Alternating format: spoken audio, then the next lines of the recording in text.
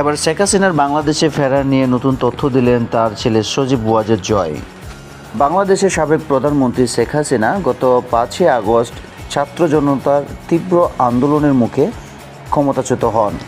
সেদিনই তড়িঘড়ি করে ভারতে পালিয়ে যান দেশ ছেড়ে। ফলে বাংলাদেশের হাল ধরেন নোবেল বিজয়ী ডক্টর মোহাম্মদ ইউনূস। তবে যে প্রশ্নটি এখন সবার মনে তা হলো, শেখ হাসিনা কি আবার ক্ষমতায় ফিরতে পারবেন? আওয়ামী লীগ বাংলাদেশের একটি পুরাতন ও শক্তিশালী রাজনৈতিক দল।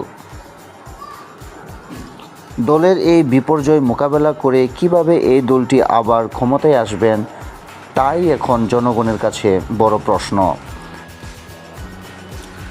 সাবেক প্রধানমন্ত্রী শেখ হাসিনার ফেরা নিয়ে এবার মুখ খুলেছেন জয়। আন্তর্জাতিক মিডিয়াকে সাক্ষাৎ দেওয়ার সময় তিনি বলেন, আন্তর্জাতিক আদালতে তার মার নামে মামলা করা হয়েছে, তার রায় দ্রুত প্রকাশ করা হবে। তিনি আরও বলেন, রায়টি তার মার পক্ষেই আসবে। রায় হওয়ার পরেই মা দেশে ফিরবেন। তিনি আরও যোগ করে বলেন, আমরা সেই রায়ের অপেক্ষায় আছি।